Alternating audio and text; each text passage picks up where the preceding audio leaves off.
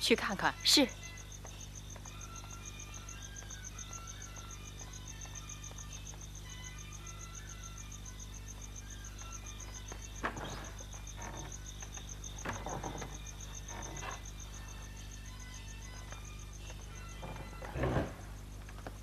东府奶奶立等一位奶奶有话吩咐。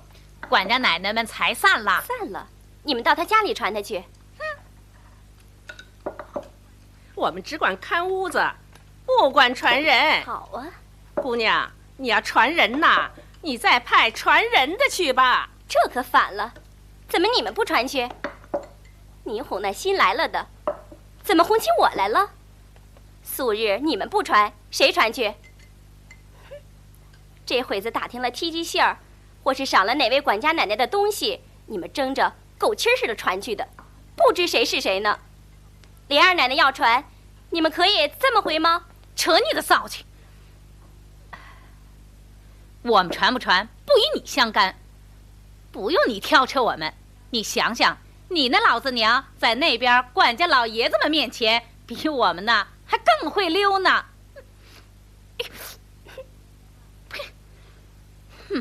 什么清水下杂面，你吃我也见的是。各家门另家户，你有本事呢，挑上你们那边人去，我们这儿你还早些呢。好，这话说得好。哼，呸！吃，这是两个什么人？银蝶儿，你这孩子怎么这么没心眼儿？那些糊涂老妈们的话，你就不该来回才是。况且，您慢点儿。咱们奶奶是万金之躯，为老祖宗做寿，劳乏了这几天了，黄汤辣水没吃，说这些话做什么？哼，银蝶儿，你说，你先歇着，我打发人叫他们去。周姐姐，你说说，这早晚的门大开着，明灯蜡烛的，来往的人又杂，要有什么不是，如何使得？没想到一个人影儿也没有。前儿二奶奶还吩咐他们说，这2天为老祖宗做寿，事多人杂，一到天黑就关门吹灯，不是园子里的人不许放进来。哎，就没了人。这事儿等过了这2天，定要打他几个才好。我这就去看看。去吧。是。记这么着，记上那2个婆子的名字，等过了老祖宗的寿辰，捆上送到那府里凭大嫂子开发。是。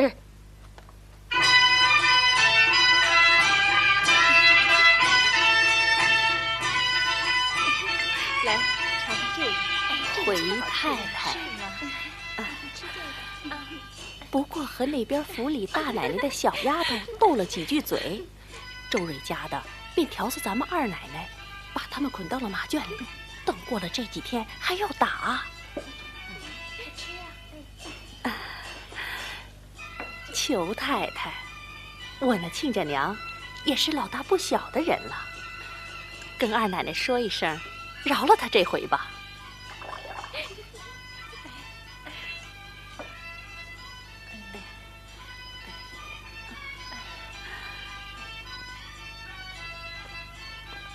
我听见昨日晚上二奶奶生气，打发周瑞家的捆了2个婆子，可也不知他们犯了什么罪。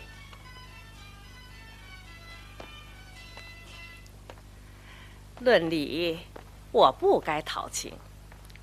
我想老太太的好日子，发狠的还舍钱舍米，周贫济老，咱们家先到折磨起人家来了。不看我的脸，全且看老太太，竟放了他们吧。这是哪里的话？昨儿因为这里的人得罪了你，我怕嫂子多心，所以竟让你去发放。哼，并不为得罪了我。不知是谁的耳包神这么快？连我并不知道，你也太多事了。哼，我怕你脸上过不去，所以捆了等你开发。这不过是个理儿。就如我到你府上，有人得罪了我，你自然送来敬我。这又不知道是谁，过去没得现钱儿，把把这些也当做一回事来说。你太太说的是，真哥媳妇也不是外人，用不着这些虚礼。老太太的千秋要紧，放了他们为是。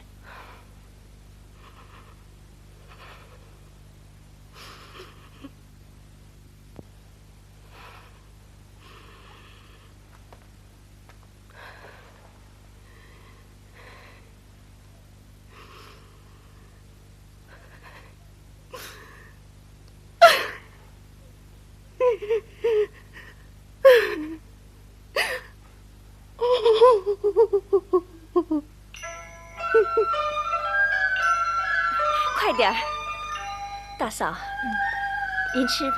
好啊，把这个端到那边去。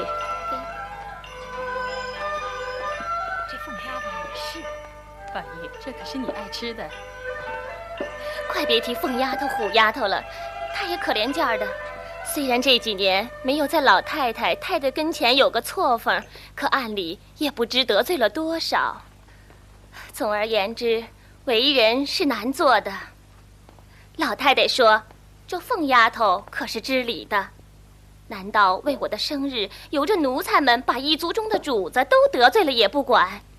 这是大太太素日没好气儿，不敢发作，所以今儿拿着这个作法子，当着众人给凤儿没脸罢了。我说，倒不如小人家人少，欢天喜地，何等快乐！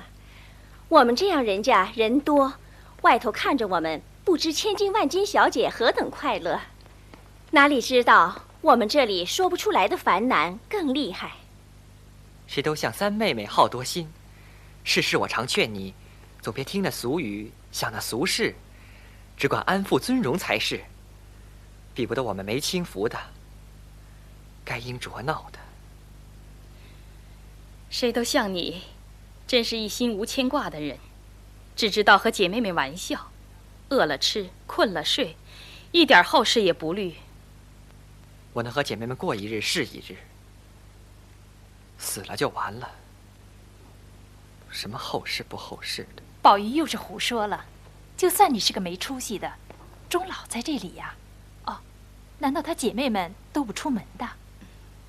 怨不得人家都说他是假长了一个胎子，究竟是又傻又呆的。人事莫定，知道是谁死谁活。倘或在今日明日，今年明年就死了，也算是碎心一辈子了。又疯了！你们不要听他的才是，若听了他的话，不是呆话，就是疯话。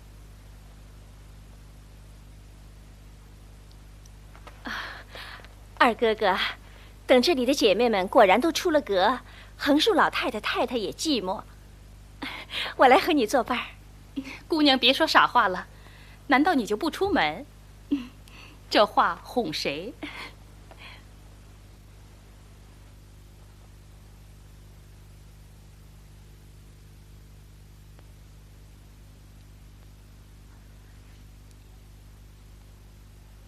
是鸳鸯啊，平儿，你奶奶怎么样了？才吃了一口饭，正睡呢。你先在这儿坐坐。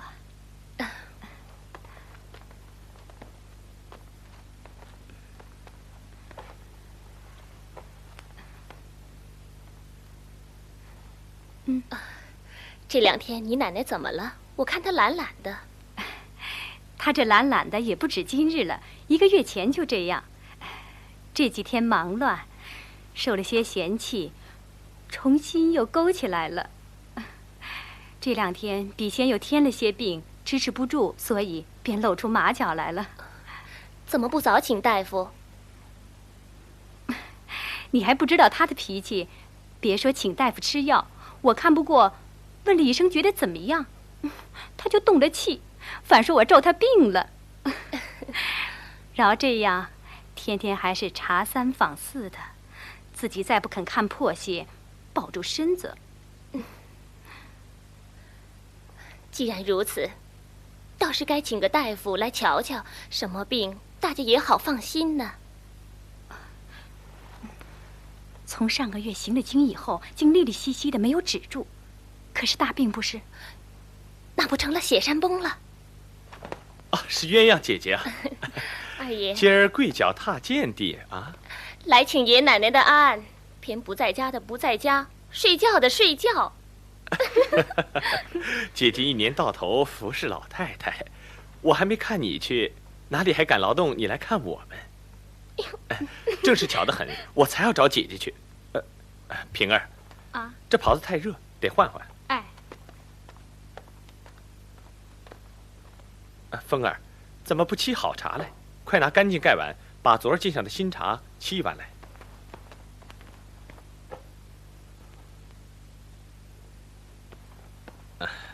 这2日因老太太千秋，所有的几千两银子都使了。明儿又要送南安府里的礼，又要预备娘娘的重阳节礼，至少还得2、3千银子用。姐姐你看，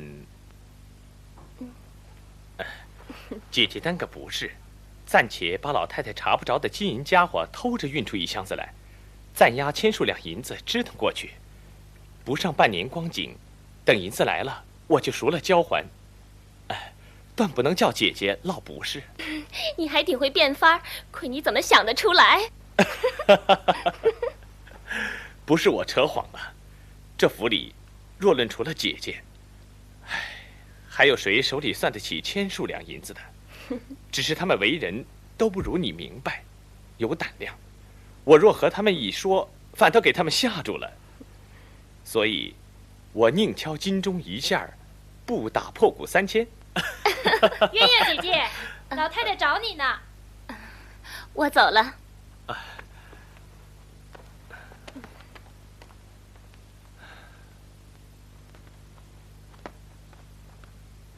他可应准了？虽未应准，却有几分成熟。还得你晚上再跟他说说，就10成了。你若说定了，我谢你如何？你怎么谢我呀？你说要什么，我就给你什么。奶奶倒不要谢，昨儿正要办一件什么事儿，恰少100-200两银子时，不如拿了来。奶奶拿了100-200两银子，岂不两全其美？怎么样啊？你们也太狠心了！这会儿别说是1000两的当头，就是现银子要5000，你们也拿得出。哼！我不跟你们借就罢了，这会子烦你们说句话还要个利钱，真是了不得了。我有3千5万，也不是赚的你的。如今里里外外上上下下背着脚说我的人不少，就差你说我了。可见没家亲引不出外鬼来。哼，我们王家可哪来的钱呢？都是你们贾家赚的。哼，别叫我恶心了。你们看着你家什么10重等通，把我王家的地缝子扫一扫，就够你们过一辈子了。说出来的话也不怕臊。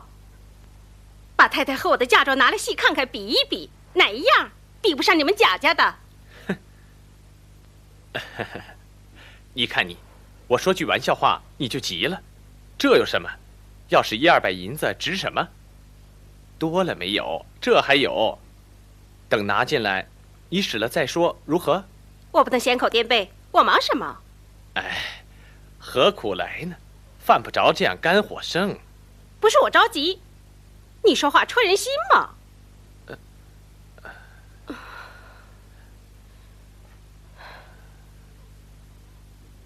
我因想着后日是尤二姐的周年，我们好了一场，虽不能别的，也给她上个坟，烧张纸，我们姐妹了一场。她虽没留下个男女，也要前人撒土，迷了后人的眼才是啊。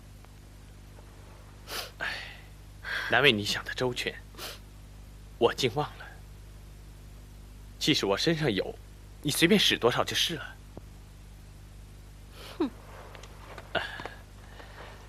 别生气了啊！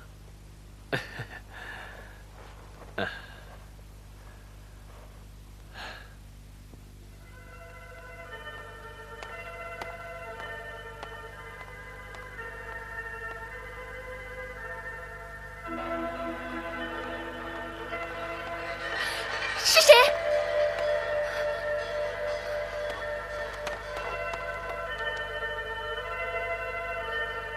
谁呀？思琪，你还不给我快出来！你吓着我！我喊了，当贼拿了你！这么大个丫头了，每个黑天白日的，你就是玩不够。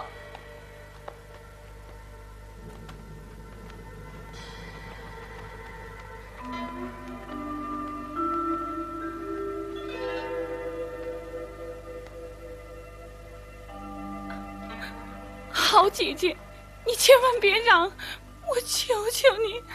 这是怎么说的？快起来，看你。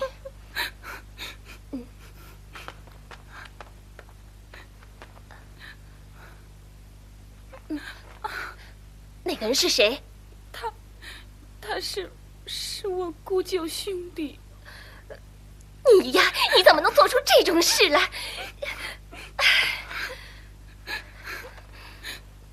姐姐，好姐姐，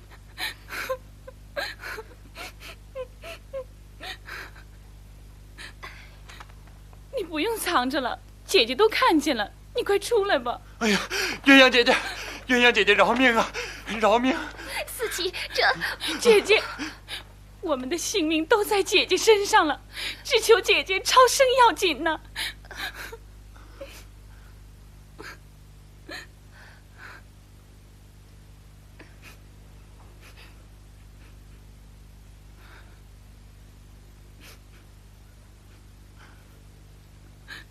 姐姐，你放心好了，我横竖不告诉一个人就是了。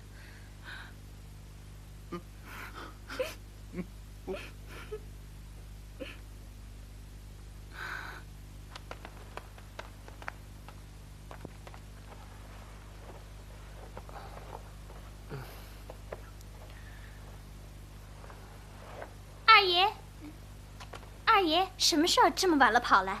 我来告诉你个信儿，方才我们奶奶在老爷面前说你来着，你仔细明儿老爷问你话。哎，宝玉，披上点衣服。哎呀，来。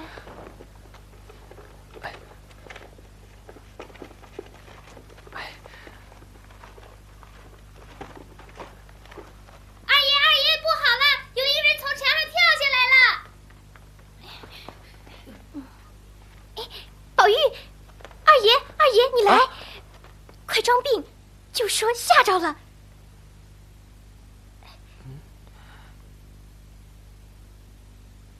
快呀！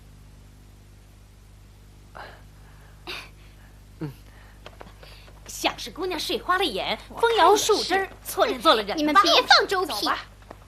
你们查的不严，怕得不是，还拿这话来支吾。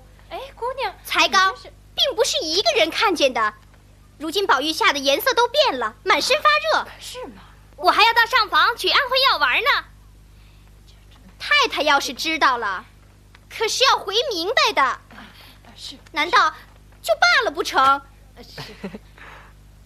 我料到必有此事，如今各处上夜都不小心还是小事，只怕他们就是贼也未可知啊。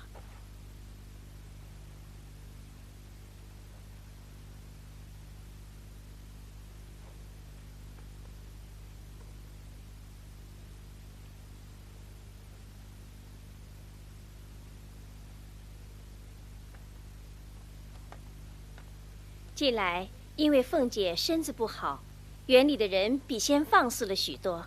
先前不过是大家偷着赌钱，近来竟开了赌局，30吊、50吊、300吊的大输赢，还打架。你既知道，为什么不早回？我因为想着太太事多，只告诉了大嫂子和几个管事的人，借吃过几次，近日好些了。你们姑娘家哪里知道这里头的厉害呀？自认为赌钱是常事，只不过怕起争端，殊不知夜间赌钱就保不住不吃酒，既吃酒就不觉得门户任意开锁，或买东西寻章觅理，其中夜静人稀呀，去便藏贼引奸引盗的，何等事做不出来哟！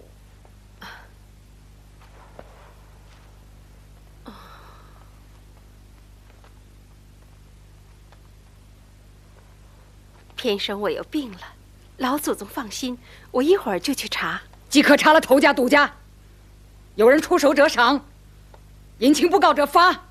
是。司机，你表弟竟逃走了，3、4天没归家了，如今打发人四处找他呢。纵是闹出来，也该死在一处啊！真是个没情义的。鸳鸯姐姐，思琪，姐姐，我知道你是生怕我说出来，心里放不下。我要是告诉了一个人，我立刻现死现报。姐姐，你呀，你只管放心养病，别白糟蹋了小命。好姐姐，咱们从小耳鬓厮磨，你不曾拿我当外人，我也不敢怠慢了你。如今我虽然一步走错，你若果然不告诉一个人，你就是我的亲娘一样。从此以后，我活一日是你给我的一日。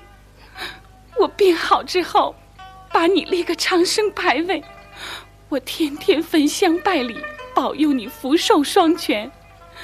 我若死了时，变驴变狗，也要报答你。思琪，俗话说，千里搭长棚，没有不散的筵席。再过3、2年，咱们都得离开这儿。再说，浮萍尚有相逢日，人岂全无见面时？倘或日后咱们遇见了，那时我又该怎么报答你的德行呢？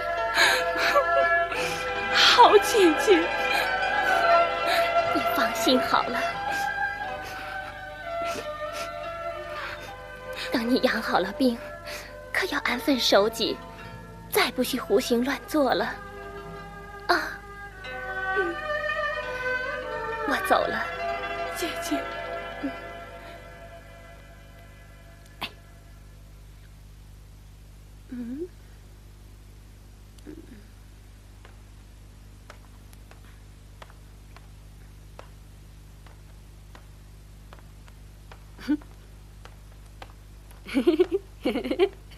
这傻丫头，哦，太太，又得了什么狗不食的，这么高兴啊？太太真格说得巧，还真是狗不食的呢。太太，请瞧瞧。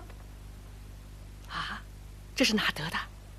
啊，是我在山子石上捡的呀。你别告诉任何人去，这可不是好东西。皆因你素日是傻子，否则连你也要打死。我再也不敢了。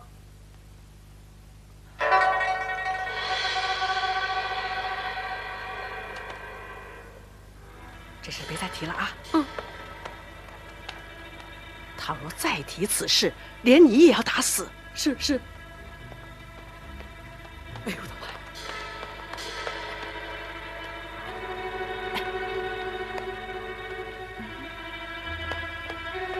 太太，这3个大头家，一个是林之孝的2姨亲家，一个是园内厨房柳家媳妇之妹，一个是2小姐的奶母。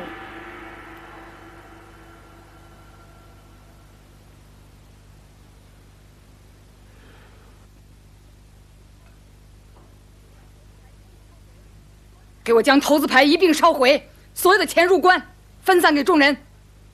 其余的人每人打40大板，撵出去。是，老太太。这个妈妈素日圆不完的，看在2姐姐的面上，饶她这次吧，饶她这次吧。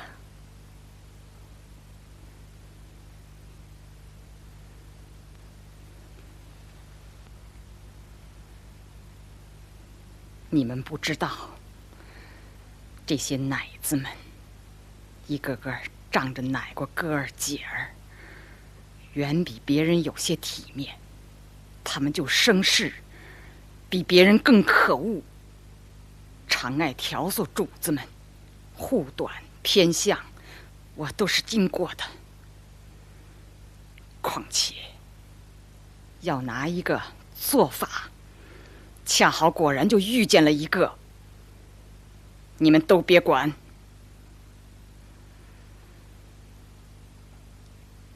我自有道理。是。母亲来了，坐。你这么大了，你那奶妈子干这种事儿，你也不说说她。如今别人都好好的，偏咱们的人干这种事儿，什么意思？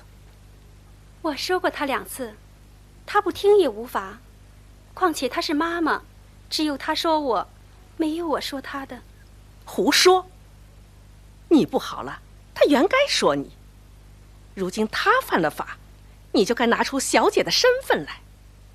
她敢不从，你就该回我才是。再者，她赌钱，恐怕还得和你借贷些簪环衣履做本钱。你心活面软，未必不周借她些。若被她骗去，我是一个钱也没有的，看你明日怎么过节。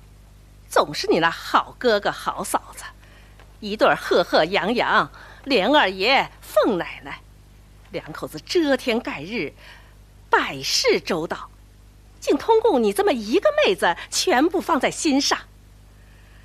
但凡是我自己养的也好说，况且你又不是我养的，你虽然和她不是一娘所生，到底同出一父，彼此兼顾些，也免人笑话。你是大老爷生的，探丫头是二老爷生的，你们出生一样，你的娘比赵姨娘强10倍，你也应该比探丫头强才是，怎么反都不如她1半呢？莲二奶奶来了，请她自去养病，我这里不用她伺候。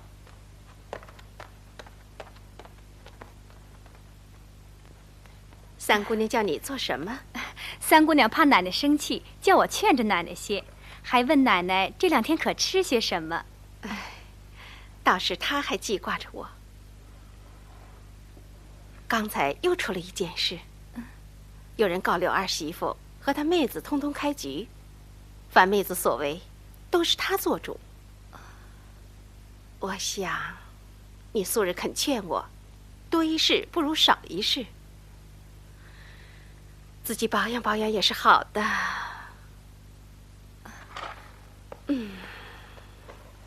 我因听不进去，果然应了些。先把大太太得罪了，自己反转了一场病。哎，如今我也看破了，随他们闹去吧。自己养病要紧，便是好了，也做个好好先生。得乐且乐，得笑且笑，一概是非，都凭他们去吧。唉，奶奶果然如此，便是我们的造化了。哼。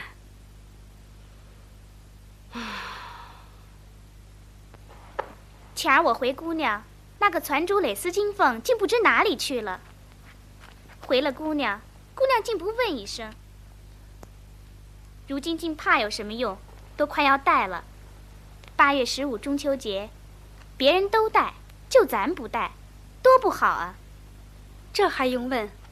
自然是老奶奶暂时拿了去，不过一时半晌，仍旧悄悄送回来就完了。谁知她却忘了。她呀，是试准了姑娘的性格，所以才敢这样。我有个主意，我去告诉二奶奶，或她着人去要，或她省事拿几吊钱来替她赔补，如何？爸，省些事吧，又何必生事？宁可没有了，又何必生事呢？姑娘怎么这么软弱，都要省起事来，将来连姑娘还骗了去吧。我偏去。姑娘，那金丝凤原是我们老奶奶老糊涂了，输了几个钱没得牢梢，所以暂借了去。原说1日半晌就赎的，因总没捞过本来，就迟住了。可巧今儿个又不知是谁走了风声，弄出事儿来。虽然这样，到底是主子的东西，我们不敢迟误下，终究是要赎的。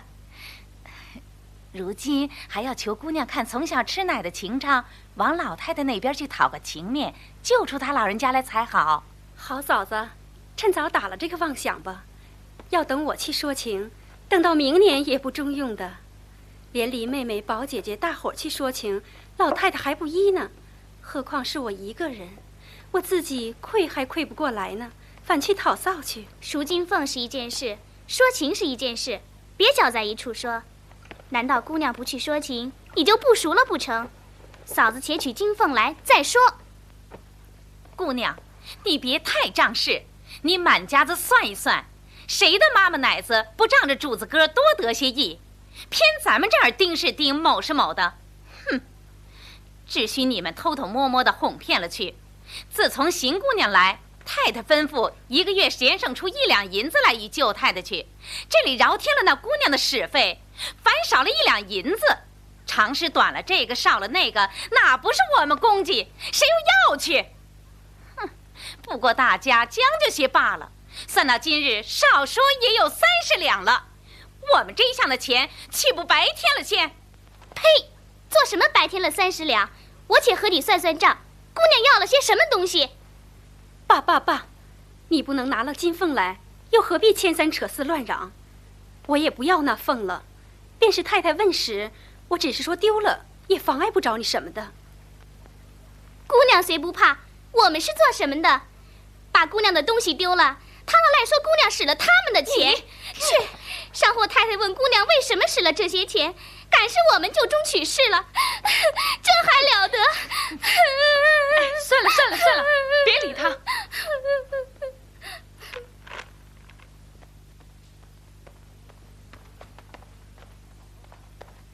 哼，好好的又生事。昨儿我和鸳鸯借当的事儿，那边太太怎么知道了？刚才太太叫过我去，叫我不管哪里先弄200两银子，做8月15节日期间使用。我说没处弄，太太就说你连老太太的东西都有神通弄出来，这会子我使200两，你就这样？哼！我想太太分明不短，何苦来找我们的不是呢？那天并没有一个人，是谁走漏了这个消息？那天晚上，傻大姐的娘可巧来浆洗衣服，她在下房坐了一会子，看见一大箱子东西，自然要问的。必是小丫头怎么不知道，说出来也未可知。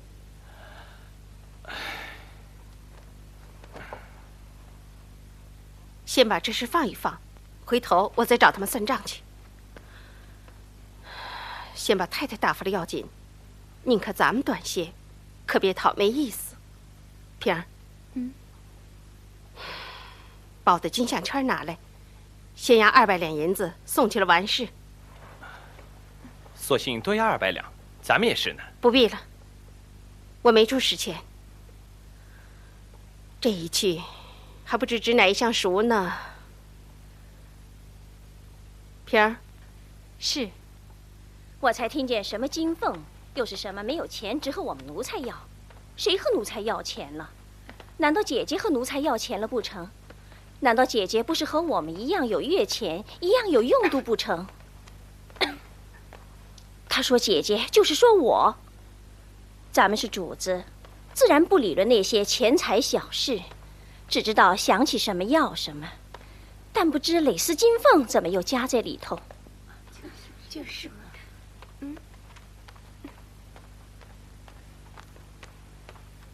啊，你奶奶可好些了？真是病糊涂了，事事都不放在心上，让我们受这样的委屈。姑娘怎么受委屈了？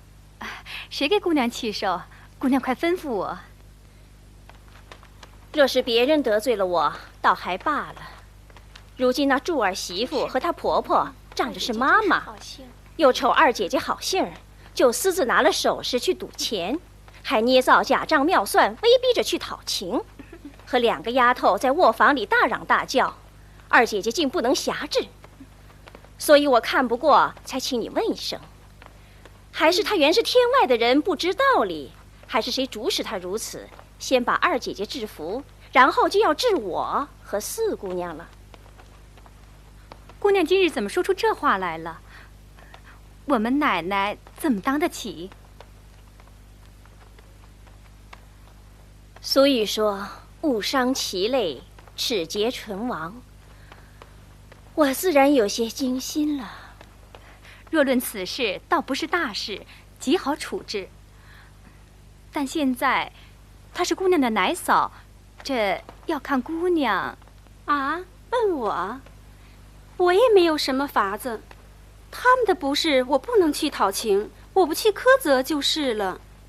至于私自拿去的东西，送来我收下，不送来我也不要了。太太们要问，我可以隐瞒遮饰过去，是他们的造化。若瞒不住，我也没法，没有为他们反妻王太太的礼，少不直说。你们若说我好性没个决断，你们有好主意可以把面周全，不使太太生气，任凭你们处置。就算我不知道就是了。真是虎狼屯于街壁，上谈因果。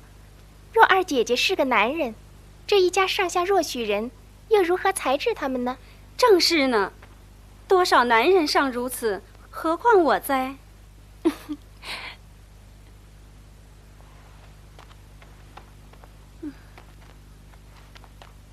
解当这事还是小事，怕的是小人趁便诱造飞言，生出别的事来。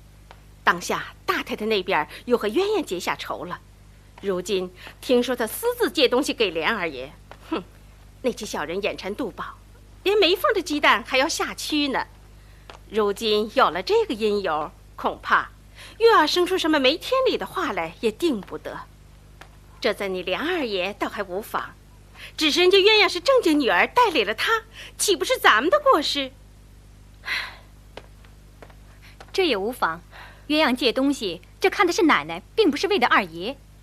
一则鸳鸯虽应明是她私情，其实她是回过老太太的。老太太因怕孙男弟女多，这个也借，那个也要，到跟前撒个娇，和谁要去？因此只装不知道。如今纵闹了出来，究竟那也无碍。理应如此，只是你我是知道的，那不知道的焉得不生疑？太太来了。哦，太太今日高兴，到这里逛逛。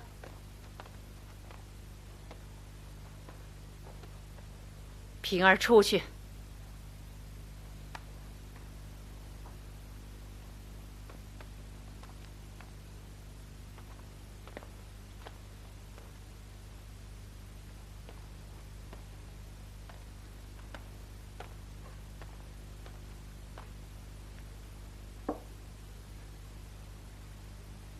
你瞧，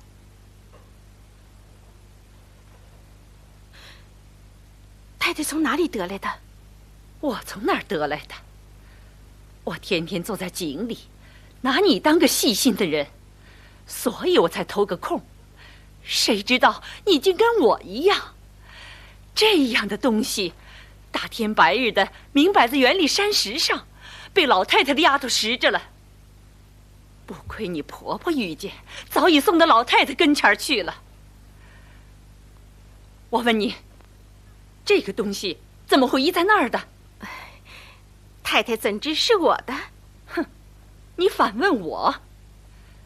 一家子除了你们小夫小妻的，其他人要这何用？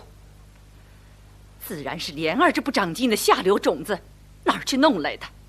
要是外人知道了，你这脸面性命还要不要？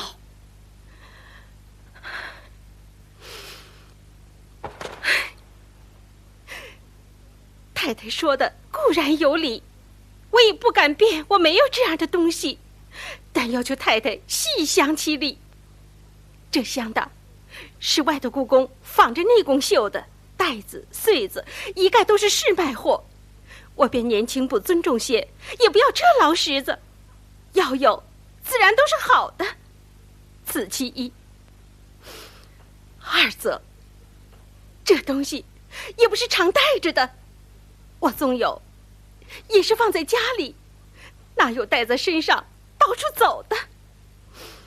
哥哥姐妹我们都拉拉扯扯，倘或露出来，不但姐妹见，就是奴才看见，我还有什么脸面呢？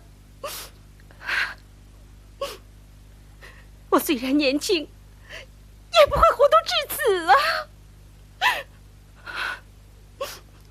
三子，论主子内，我是年轻媳妇，算起奴才来，比我更年轻的又不止一个人了。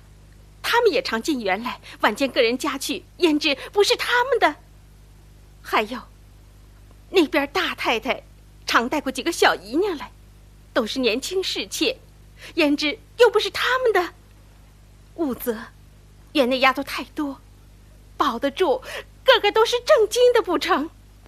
如今我不但没有此事，就连平儿我也可以下报，请太太细想。起来，起来吧。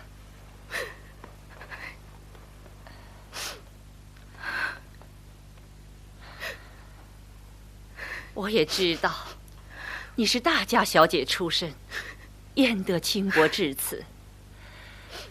不过我气急了，你婆婆打发王善保家的，封了这个给我瞧，把我气死了。太太，快别生气了，若被外人知道了，保不住老太太不知道。坐下吧，且平心静气的暗地查访才是。这叫做胳膊折在袖子里。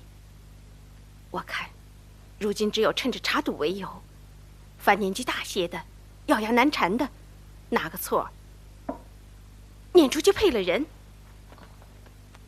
一则保住没有别的事，二则也可以省些用度。太太想，我这话如何？你说的何尝不是啊？但从公细想，你这几个姐妹也够可怜的了，你还要裁割了去，不但我心不忍，只怕老太太也不依。虽然艰难，难不至此啊。我虽没受过大荣华富贵，可比你们总强一些。如今，我宁可省些，也不能委屈那几个姐妹。要是俭省，就打我来倒使的。好，现在快派人暗地查拿这件事情要紧。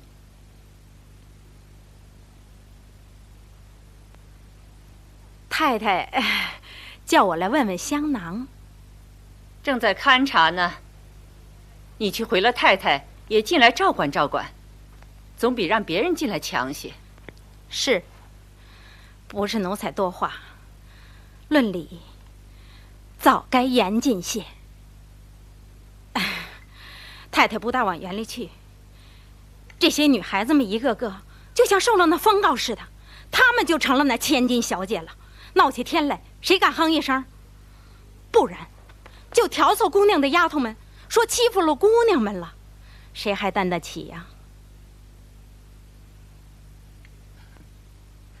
这也是常情，跟姑娘们的丫头们，远比别人强一些。别的女孩子倒还罢了。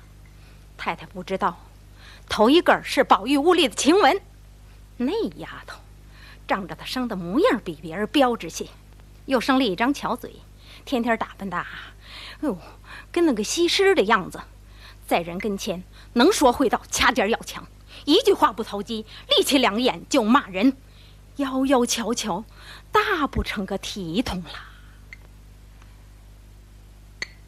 上一次我们跟老太太逛园子，有一个水蛇腰削肩膀，也没有点像你林妹妹的，正在骂小丫头。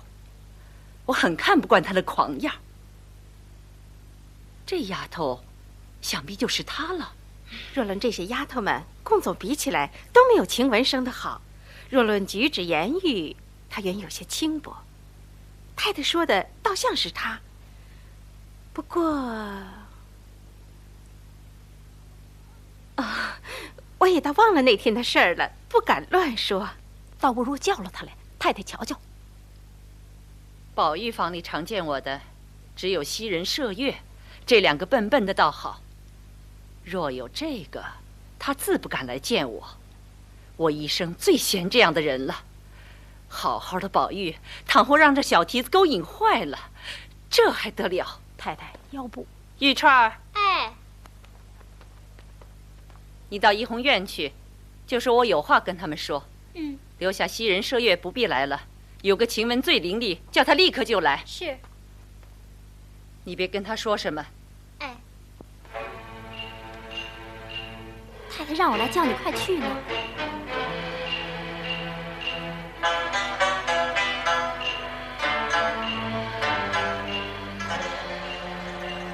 好一个美人儿，真像个病西施啊！你每天做着轻狂样给谁看？你干的事打量我不知道呢。我今儿且放着你，明儿自然揭你的皮。宝玉可好些？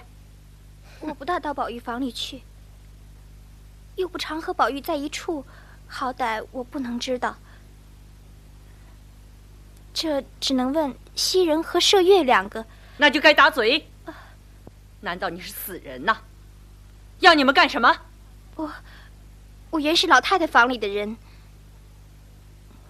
因老太太说园子里空大人少，宝玉害怕，所以才拨了我来外间屋里上夜，不过是看屋子罢了。我原回过我笨，不能服侍。老太太骂了我说，又不要你管她的事，要伶俐的做什么？我听了这话才去的。不过10几天之内，宝玉闷了，大家玩一会子也就散了。至于宝玉的饮食起坐，上一屋有老奶奶老妈妈们，下一屋又有袭人、麝月、秋纹，我闲着还要做老太太屋里的针线，对宝玉不太留心。太太如果怪罪，以后我留心就是了。阿弥陀佛，你不敬宝玉是我的造化，竟不劳你费心。既是老太太给宝玉的，等我回了老太太再撵你。你们好生提防他几天，不许他在宝玉房里睡觉。等我回了老太太再处置他。是。去，我看不上这浪样。谁准许你打扮的花红柳绿的？去。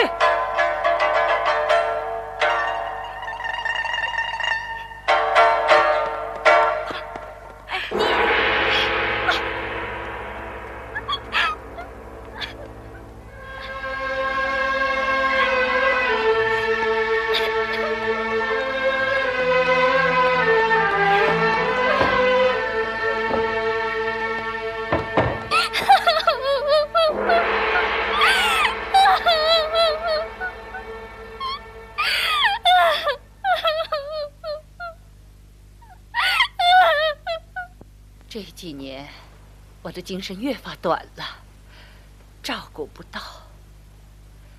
像这样妖精似的东西，竟然没有看见。只怕这样的还有，是该查查。